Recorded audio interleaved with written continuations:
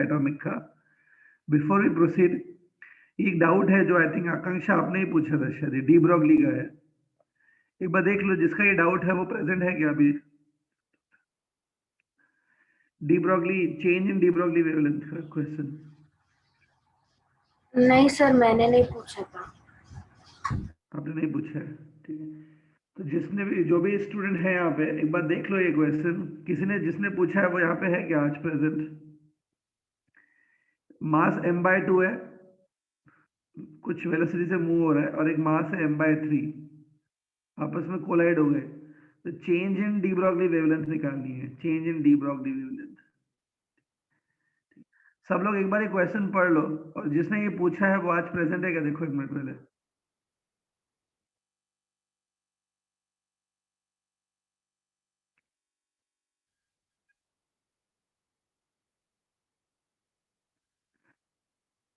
आकांक्षा ने नहीं पूछा है तो फिर किसने पूछा होगा? अमन कुमार या सौरभ रजक ने ही पूछा होगा, या कोई और? जिसने पूछा है ये वो है क्या प्रेजेंट आज?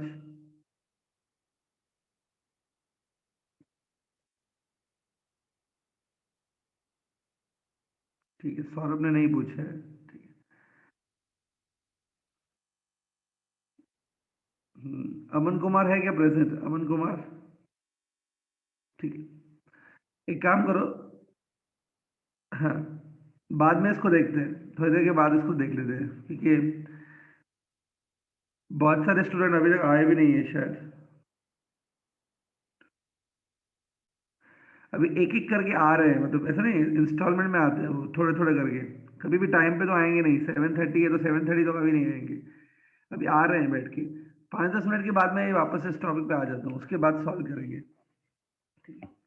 अच्छा, कल किसी ने फ्रिक्शन के ऊपर क्वेश्चन पूछा था क्या? Chain hanging on the table वाला क्वेश्चन, वो है क्या प्रेजेंट? फ्रिक्शन में से क्वेश्चन पूछा था, chain hanging on a table वाला क्वेश्चन। Friction based question. एक चेन है जो टेबल पे हैंग हो रही है, 1/4 of the chain is on the hanging, 1/4 chain is hanging. किसी ने पूछा है ये क्वेश्चन?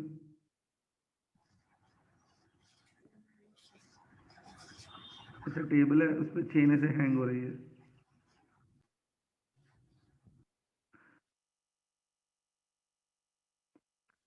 सच दैट ये जो चेन है ना, ये लेंथ है ना, it's a 1/4 of total length.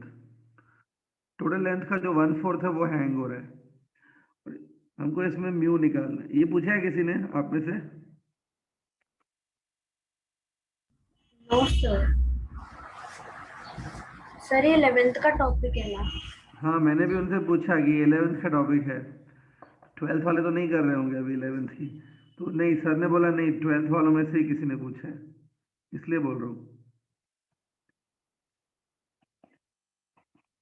ठीक है, नहीं पूछा आप लोगों ने ना, ठीक, देखते हैं बाद में। अमन कुमार आए हो क्या? Aman Kumar, Aman Kumar are you there? नहीं सर, अब तक नहीं आया। ठीक है।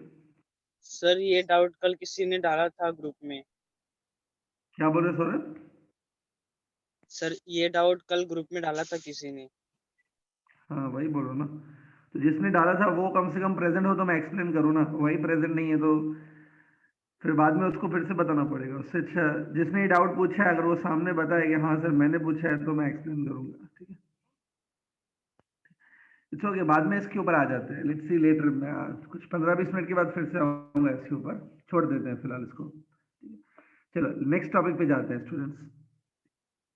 Last time if you remember हमने एक टॉपिक डिस्कस किया था, रिड्यूस्ड मास वाला। रिड्यूस मास मैंने आपको ये बताया था कि अगर आपको ऐसा दिया हुआ है कि न्यूक्लियस भी रोटेट हो रहा है, न्यूक्लियस रिवॉल्व हो रहा है, सिर्फ इलेक्ट्रॉन रिवॉल्व नहीं हो रहा है, न्यूक्लियस भी हो रहा है रिवॉल्व, जो कि रियलिटी है। इन द रियलिटी न्यूक्लियस भी रिवॉल्व होता है। तो आपको हर जगह पे जहां पे मास ऑफ इलेक्ट्रॉन लेते रहते हो, small m is the mass of electron, उसकी जगह आपको म्यू डालना पड़ेगा। Mu, mu is the reduced mass. यहां तक हुआ था शायद, राइट? रिड्यूस मास तक, बराबर। हाँ, अब देखो इसके बाद जो है ना, इसके बाद जो नेक्स्ट टॉपिक है वो एक्चुअली में अगर जेई के हिसाब से जाएं तो नेक्स्ट टॉपिक जो है वो एक्स रेज है, एक्स रेज, ठीक है। लेकिन इस साल आपका क्या किया है, अभी कल या परसों ही वो जेई का रिड्यूस्ड सिलेबस आया था, जो जो चीजें जेई में से नीट में से हटा दी गई है, कुछ टॉपिक हटा दिए हैं जेई और नीट में से भी because of this corona situation. तो जो टॉपिक हटा दिए गए ना जेई में से और नीट में से, उनमें एक्सरेज भी है। Even X-ray has been removed by the government, ठीक है। तो एक्सरे एक्चुअली में नेक्स्ट टॉपिक है जो मैंने एक्सपेक्ट किया था कि कराना है। ये देखो एक्सरेज है भी मेरे पास, सी डू इट, लेकिन आपके सिलेबस से हटा दिया गया है। So it is better we can skip this topic X-rays, ठीक है। एक्सरेज में फिलहाल नहीं कर रहा हूँ, ये टॉपिक से हटा दिया गया है, ठीक है। तो टेंशन मत लो, एक्सरेज नहीं आने वाला है। Okay, कुछ टॉपिक रिमूव किए हैं, आपके पास वो लिस्ट होनी चाहिए, लिस्ट निकाल लो, इंटरनेट पे अवेलेबल है। एक लिस्ट गवर्नमेंट ने जारी की है कि फिजिक्स में से, केमिस्ट्री में से, मैथ्स में से और बायोलॉजी में से हर एक सब्जेक्ट में से कुछ कुछ टॉपिक रिमूव कर दिए गए हैं, even for NEET and JEE exam. तो वो करने की नीड नहीं रहेगी आपको, ठीक है। तो अगर मैं एक्सरे छोड़ दूं, अगर if I leave this X-ray part, तो आपका एटॉमिक फिजिक्स खत्म हो गया। एटॉमिक फिजिक्स में रुदरफोर्ड मॉडल आपको करना होता है, फिर बोर मॉडल, हाइड्रोजन स्पेक्ट्रम, ठीक है। ये 3 मेन टॉपिक्स हैं और थोड़ा सा मैंने रिड्यूस मास का भी बताया था कल, ठीक है। तो एटॉमिक फिजिक्स खत्म हुआ, अब हम लोग लास्ट चैप्टर पे जा रहे हैं, that is nuclear physics. Last क्यों बोल रहा हूँ, क्योंकि मैंने जो चैप्टर्स कराए थे बोर्ड लेवल पे, उसमें से ये लास्ट ही है न्यूक्लियर फिजिक्स। इसके बाद कोई मैंने चैप्टर नहीं कराया था, तो एंट्रेंस में भी ये मेरा लास्ट चैप्टर रहेगा almost, okay. It will be my last chapter in the entrance also, let's hope so. तो मैं ये करा देता हूँ अभी आपको न्यूक्लियर फिजिक्स, ठीक है। न्यूक्लियर फिजिक्स में आपको याद होगा न्यूक्लियस से रिलेटेड ही चीजें होती है, बराबर। पहले मैं आपको खाली बता देता हूँ इसमें क्या क्या टॉपिक्स हैं, which are the main topics to be studied in this chapter, ठीक है। और फिर वो करेंगे स्टार्ट। पहला टॉपिक है इसका just introduction, composition and the size of the nucleus. इसमें हम लोग न्यूक्लियस की जो है ना बेसिक फीचर्स पढ़ते हैं कि न्यूक्लियस का रेडियस कैसे फाइंड करते हैं, न्यूक्लियस किससे बना होता है, ठीक है। न्यूक्लियस में कितने प्रोटॉन्स होते हैं, कितने न्यूट्रॉन्स होते हैं, ठीक। वो सब बेसिक चीजें न्यूक्लियस की, वो मेनली पढ़ी जाती हैं इसमें। It is called composition and size of nucleus. उसके बाद नेक्स्ट टॉपिक है एनर्जी मास रिलेशन, या इसको बोलते हैं एनर्जी मास इक्विवेलेंस। मतलब वो टॉपिक है जिसमें कहा जाता है कि एनर्जी और मास एक दूसरे में इंटर कन्वर्टेबल होते हैं, E इक्वल mc स्क्वायर, और उसके साथ साथ बाइंडिंग एनर्जी टॉपिक, उसके साथ साथ बाइंडिंग एनर्जी टॉपिक भी डिस्कस करेंगे, ठीक है। और उसके बाद नेक्स्ट जो टॉपिक रहता है वो है रेडियो एक्टिविटी। रेडियो एक्टिविटी वो ना हाफ लाइफ, फुल लाइफ, ऐसा कुछ याद होगा, रेडियो एक्टिविटी। और एक बार रेडियो एक्टिविटी हो गया, ठीक है, radioactivity we have discuss, okay. उसके बाद कुछ छोटे छोटे टॉपिक्स हैं देखिए, जैसे nuclear fusion and nuclear fission, और एक होता है न्यूक्लियर रिएक्टर्स, और छोटे छोटे माइनर माइनर टॉपिक हैं, वो सब एक साथ आते हैं लास्ट में। ये एक्चुअली में कंटेंट है इस चैप्टर का, न्यूक्लियर फिजिक्स, ठीक है। तो वन बाय वन इसको स्टार्ट करेंगे न्यूक्लियर फिजिक्स को, ठीक है। Let's start with nuclear physics now, ठीक है।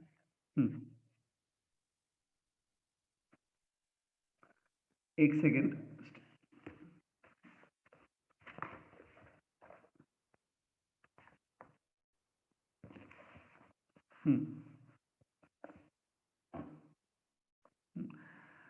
स्टूडेंट एक बार देख लो ये रीडेबल है कि नहीं है, तो है तो कुछ प्रॉब्लम तो बोलो मुझे, इज इट रीडेबल?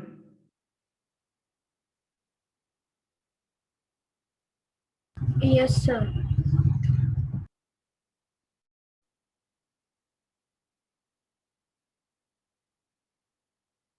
ठीक है, तो एक काम करो स्टूडेंट, यहाँ पे जो पॉइंट्स लिखी हुई है ना, एक एक करके आप रीड करना स्टार्ट करो, पहले 3 पॉइंट्स रीड कर लो, फर्स्ट 3 पॉइंट्स आराम से रीड करो। इसमें जो पॉइंट नहीं समझ में आ रही है, कहीं पे एक्सप्लेनेशन चाहिए तो मुझे बोलो, that I will explain. Please go through this 3 points.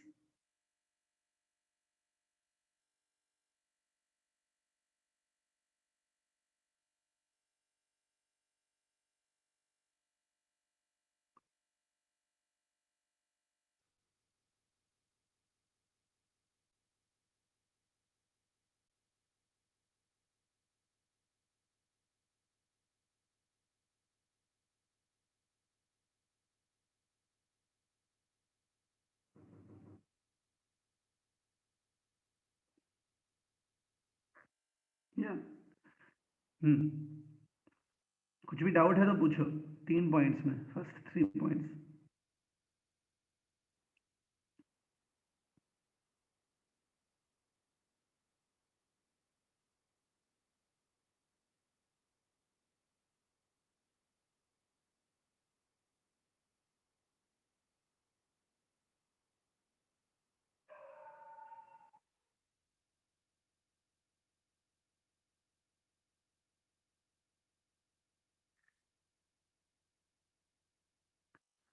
ठीक है, सौरभ को जो है ना थर्ड पॉइंट में डाउट है। थर्ड पॉइंट में लिखा है कि nuclear density is independent of the element and it is about 10⁻17 kilogram पर मीटर क्यूब। देखो, आपको ये मालूम है कि जो कोई भी आप मटेरियल लेते हो, हर मटेरियल की अपनी अपनी डेंसिटी होती है। सपोज आयरन की डेंसिटी, 8000 है, कॉपर की डेंसिटी 7000 है। हर मटेरियल की अपनी अपनी डेंसिटी होती है। लेकिन कोई भी मटेरियल आपका जो है वो एटम से बना होता है, एटम के अंदर न्यूक्लियस होता है। सारे एलिमेंट्स जो है ना, सब एलिमेंट्स, उन सबका जो न्यूक्लियस है, न्यूक्लियस में डेंसिटी एक जैसी होती है, न्यूक्लियर डेंसिटी इज सेम। मतलब अगर आप आयरन का न्यूक्लियस ले लोगे, आयरन का न्यूक्लियस, और कॉपर के एटम का एक न्यूक्लियस ले लो, न्यूक्लियस की डेंसिटी सेम होती है, विच इज 10⁻17। बहुत ज्यादा डेंसिटी है एक्चुअली। न्यूक्लियस जो है ना, न्यूक्लियस वो सबसे ज्यादा डेंस ऑब्जेक्ट है हमारे यूनिवर्स का। Nucleus is one of the most dense objects in our universe. 10⁻17 उसकी डेंसिटी होती है। आपको चाहिए तो मैं ये मैथमेटिकली प्रूफ करके भी देता हूँ। We can prove it mathematically कि ये 10⁻17 होता है। लेकिन पहले थोड़ा सुन लो। हर मटेरियल में, whether it is copper, iron, cobalt, nickel, aluminium, sodium, hydrogen, oxygen, nitrogen, कुछ भी ले लो, हर मटेरियल का जो न्यूक्लियस होता है, न्यूक्लियस हर एक मटेरियल का एक जैसा ही होता है। It is density is same everywhere. तो वही सब लिखा हुआ है कि density of the nucleus does not depend on material, it is independent of the element. हर एक मटेरियल के लिए सेम होती है। और वो कितनी होती है? 10⁻17। ठीक है। अब अगर किसी को लगता है कि सर ये मैथमेटिकली प्रूफ करके दिखाओ कि डेंसिटी सबकी सेम होती है, तो मैं आपको करके दिखा देता हूँ। सी, ये देखो, क्या निकालना है आपको? डेंसिटी ऑफ न्यूक्लियस निकालनी है ना। ठीक है। तो वो कैसे मिलेगी? By this formula, mass of the nucleus divided by volume of the nucleus. ठीक है। अभी ये m पे आते हैं। m क्या है? मास ऑफ द न्यूक्लियस। देखो, ये स्मॉल m दिख रहा है, ये सब small m is a mass of nucleon. मतलब एक प्रोटॉन या एक न्यूट्रॉन का जो मास होता है ना, वो सेम ही होता है। देखो यहाँ पे लिखा है मास ऑफ प्रोटॉन, यहाँ पे मैंने लिखा है मास ऑफ न्यूट्रॉन, लगभग इक्वली होते हैं। दोनों का मास ऑलमोस्ट सेम होता है, और इसको मैं स्मॉल m लिखूंगा, which is mass of nucleon. ठीक है। और यहाँ पे देखो मैंने दिया है मास ऑफ न्यूक्लियन। देखो मास ऑफ प्रोटॉन इतना है, मास ऑफ न्यूट्रॉन इतना है। देखो लगभग सेम है, लगभग। दोनों दोनों मासेस देखो 1.6, ये भी 1.6 है, -27 -27। ये मास दोनों इक्वल है ना, इसी को मैंने यहाँ पे लिखा है small m, mass of nucleon. और टोटल पता है कितने न्यूक्लियंस होते हैं? टोटल इतने न्यूक्लियंस है। Suppose A is a total number of nucleons. Total nucleons कितने हैं? ए हैं। तो ये हो गया mass divide by volume. Volume पे आते हैं। Let's come to volume. ठीक है। Let us suppose radius of particular nucleon, radius of nucleon, मतलब रेडियस ऑफ एनी प्रोटॉन और न्यूट्रॉन ऑलमोस्ट सेम होता है। Radius of nucleon is suppose small R. Small r is the radius of nucleon. इसकी आपने एक formula देखी होगी, ये एक फॉर्मूला रहती है r equals to r0 a raise to 1/3। ये फॉर्मूला देखिए क्या, पहले बताओ तो। रेडियस ऑफ द न्यूक्लियन मैंने यहाँ पे मेंशन की है,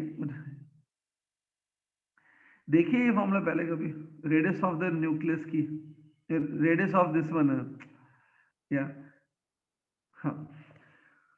सो न्यूक्लियस का जो रेडियस होता है ना, it is given by this formula r equals to r0 a raise to 1/3। ये जो मैंने लिखा है ना, it's a formula for radius of the nucleus, ठीक है। तो वॉल्यूम ऑफ द न्यूक्लियस इतना होगा 4/3 पाई इंटू रेडियस का क्यूब, 4/3 पाई r क्यूब लिखा है मैंने। It's a volume of the nucleus, because nucleus spherical होता है, ठीक है। अब इसमें देखो ये a रेज़ टू 1/3 है और इधर क्यूब भी है, तो ये मिला के a बन जाएगा। This a cancel with this a, ठीक है। मास ऑफ न्यूक्लियन, ये 3 ऊपर आएगा, 3 डिवाइड बाय 4 पाई, और इधर r0 का क्यूब होगा। ये फॉर्मूला जो थी ना r is equal to r0 a raise to 1/3, इस फॉर्मूला में ये जो r0 है वो कांस्टेंट होता है एक्चुअली, r0 कांस्टेंट है। और ये मास ऑफ न्यूक्लियन है, मास ऑफ न्यूक्लियन वो भी कांस्टेंट है। कांस्टेंट मतलब सारे एलिमेंट्स के लिए सेम होता है वो, तो क्योंकि ये m हर एक एलिमेंट के लिए सेम है, ये r0 भी हर एक एलिमेंट के लिए सेम है, तो ये ओवरऑल ये पूरा रेशियो भी तो सेम होगा ना हर एक एलिमेंट के लिए, इसलिए density of the nucleus is same for every element, ठीक है। अगर अप्रोक्सीमेटली निकाल के बताओ, अंदाजे से निकाल के बता दूं, तो मास ऑफ न्यूक्लियन 10⁻27 kg होता है, इधर मैंने बताया देखो ये। और ये जो r0 है, देखो ये r0 की वैल्यू जो है ना, एक्चुअली में ये जो r0 है इसकी वैल्यू 10⁻15 होती है। ये जो नीचे बचा ना r0 का क्यूब बचा, तो r0 की वैल्यू कितनी बताई मैंने, 10⁻15, उसका देखो क्यूब है r0 का, तो ये हो गया 10⁻45, 10⁻45 ऊपर आएगा, इट बिकम 10⁻+45, 10⁻+45 एंड 10⁻27 मिलके 10⁻18 बन जाएगा। तो देखो आ रही है न्यूक्लियस की डेंसिटी 10⁻18 में, थोड़ा डेसिमल एडजस्ट करना होता है, उससे 10⁻17 बन जाता है वो। तो ये है 10⁻17 डेंसिटी, ठीक है। याद रखो खाली कि हर एक न्यूक्लियस की डेंसिटी सेम होती है, ठीक है। सौरभ आई होप अभी क्लियर है थोड़ा बहुत, ठीक है। This was the third point है, ठीक है। फोर्थ, फिफ्थ, सिक्स्थ और सेवेंथ, ये पॉइंट्स देख लो एक बार। आइसोटोप्स, आइसोटोप्स क्या होते हैं, वो एलिमेंट जिनका नंबर ऑफ प्रोटॉन सेम होता है उनको आइसोटोप्स कहते हैं। ये देखो, this chlorine has a 17 protons, this chlorine also has a 17 protons, 17 proton same है, तो आइसोटोप्स बोलते हैं उनको। ये भी आइसोटोप का एग्जांपल है। H is a hydrogen, D is a deuterium, T is a tritium। Hydrogen, deuterium, tritium, तीनों जो है ये तीनों हाइड्रोजन के आइसोटोप्स हैं। तीनों के पास एक ही प्रोटॉन होता है, न्यूट्रॉन डिफरेंट होते हैं, प्रोटॉन एक एक होता है। ये देखो, ये तीनों हाइड्रोजन के आइसोटोप्स हैं, और ये दोनों जो है वो क्लोरीन के आइसोटोप्स हैं। प्रोटॉन नंबर सेम होता है, number of proton is same. Isotones, isotones क्या होता है, जिनके पास न्यूट्रॉन नंबर सेम होता है, न्यूट्रॉन का नंबर सेम होता है। अब देखो ये क्लोरीन और पोटेशियम लिखा है, क्लोरीन पे आ जाओ, इसमें न्यूट्रॉन्स का नंबर कैसे निकालेंगे, न्यूट्रॉन का नंबर ऐसे होगा 37 - 17, 37 - 17 will be the total number of neutrons. कितना आएगा 37 - 17, दैट इज 20 न्यूट्रॉन्स है। इसमें देखो न्यूट्रॉन कैसे मिलेगा, न्यूट्रॉन नंबर मिलेगा 39 - 19 करके, विच इज ऑल्सो 20। तो ये दोनों एलिमेंट्स के पास न्यूट्रॉन्स का नंबर 20 है, न्यूट्रॉन नंबर सेम है, दोनों का 20 है, इसलिए वो आइसोटोन्स है। क्लोरीन और पोटेशियम थोड़ा एग्जाम्पल समझ के लो। अब आइसोबार्स, आइसोबार्स क्या होते हैं, जिनके पास प्रोटॉन का नंबर सेम नहीं होता है, proton number is not same, neutron number is also not same, but total number same होता है। यहाँ पे देखो टोटल प्रोटॉन न्यूट्रॉन मिला के 40 है, इधर भी टोटल प्रोटॉन न्यूट्रॉन मिला के 40 है, दोनों के पास देखो 40 40 है total. Total number of protons and neutron same है, उसको बोलते हैं आइसोबार्स। ठीक है, ये आई थिंक पढ़ा है आपने, केमिस्ट्री में भी पढ़ा होगा। कुछ डाउट है तो आप पूछ सकते हो, अदरवाइज यहाँ तक पूरा देख लो जो भी। Any doubt in this points tell me. यहाँ तक कुछ डाउट है तो पूछो।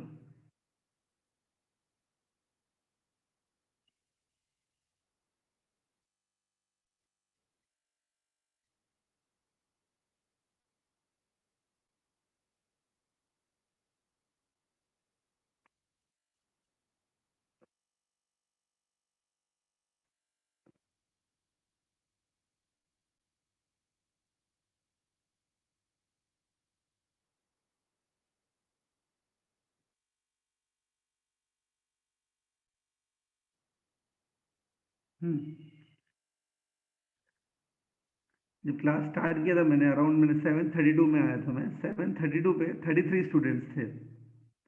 जब क्लास स्टार्ट हुआ 33 स्टूडेंट्स थे, अभी 66 है, डबल। मतलब 50% स्टूडेंट ऐसे हैं इस क्लास में जो कभी टाइम पे नहीं आते, लेट आते हैं, 5 मिनट लेट, 10 मिनट लेट। पहले भी मैंने समझाया है कि टाइम पे आओ बेटर रहेगा, नहीं मान रहे हैं। ठीक है, अभी क्या है, एंड ऑफ द सेशन है अभी, क्या मैं समझाऊं। आपको लाइफ में भी आगे भारी पड़ेगा ना, जो लेट आ रहे हैं ना, मैं बता रहा हूँ, लाइफ में भी आपकी बहुत गंदी हालत होने वाली है। आपको लग रहा होगा कि अभी लेक्चर्स चल रहे हैं, लेक्चर्स में वी आर कमिंग लेट, बाद में जब काम रहेगा, ऑफिस जाएंगे, अपना जॉब रहेगा, जो भी काम करेंगे उसमें हम लोग टाइम पे पहुंचेंगे, आपको ऐसा लग रहा होगा, है ना, कि अभी तो स्टडीज चल रही हैं, अभी लेट आएंगे, बाद में हम लोग जब काम करेंगे तो we will be on the time always. अपना क्योंकि सक्सेस पाना है तो टाइम पे आना पड़ता है। अब गलती कर रहे हो, ये हैबिट बन जाती है। अगर आप क्लास में लेट आ रहे हो ना, आगे चल के देखना आपकी क्या हालत होती है, आप काम पे भी लेट ही पहुंचोगे और कुछ काम टाइम पे नहीं करोगे।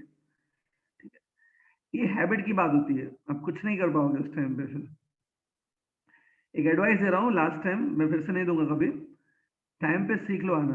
अगर 7:30 है तो दुनिया इधर की उधर हो जाए, तुम 7:30 पे ही पहुंचो, या 2 मिनट उससे पहले। ठीक है, 7:30 है तो 7:40 का भी नहीं आने का, तो आपकी लायकी, वो आपकी लेवल पता चल जाती है फिर, ये कौन सी लेवल का स्टूडेंट है। ठीक है, तो be on time, it is better for you. हाँ, ठीक है, यहाँ तक कुछ डाउट है क्या, देखो किसी को to here, anybody have doubt up to this? Nothing? आगे बढ़ते हैं स्टूडेंट्स।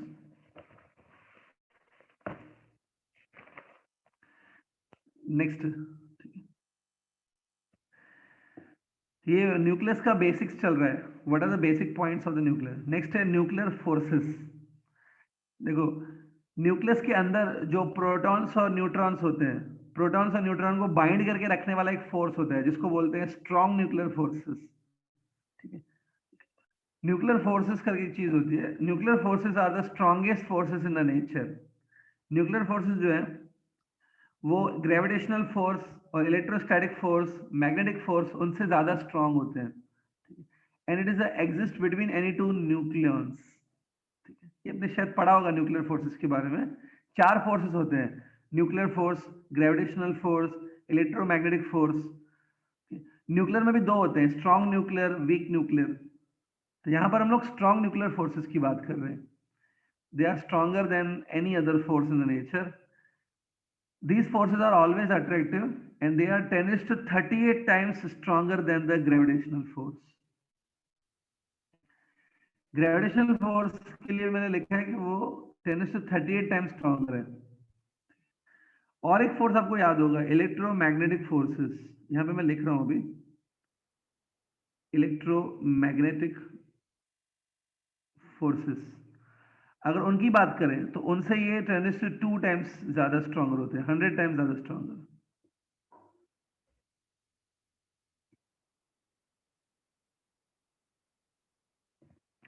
अगर आपको ये न्यूक्लियर फोर्सेस बिल्कुल याद नहीं आ रहे हैं कि सर ये क्या होते हैं, कैसे होते हैं, किसके बीच में एक्ट होते हैं, तो please tell me, I will explain. ठीक है, लेकिन एक्चुअली में ये टॉपिक हुआ रहेगा 11th स्टैंडर्ड में।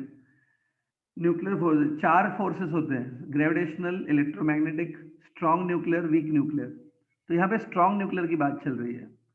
स्ट्रॉन्ग न्यूक्लियर फोर्सेस कोई भी दो न्यूक्लियॉन्स के बीच में एक्ट करते हैं, न्यूक्लियॉन्स को बाइंड करके रखते हैं, और वो ग्रेविटेशनल फोर्स से 10⁻38 टाइम्स स्ट्रॉन्गर है, इलेक्ट्रोमैग्नेटिक फोर्सेस से 10⁻2 मतलब 100 टाइम्स स्ट्रॉन्गर है। इस पॉइंट में अगर कोई ऐसी चीज है जो आपको थोड़ा एक्सप्लेनेशन चाहिए, थोड़ा डिटेल में चाहिए, तो बोलो, आई विल एक्सप्लेन दैट।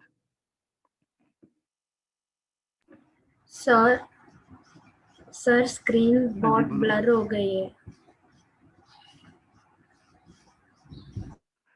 बाकी स्टूडेंट बताओ, ब्लर है क्या?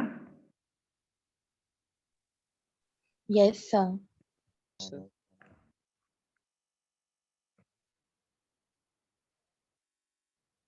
अच्छा, अभी देखो, ब्लर है?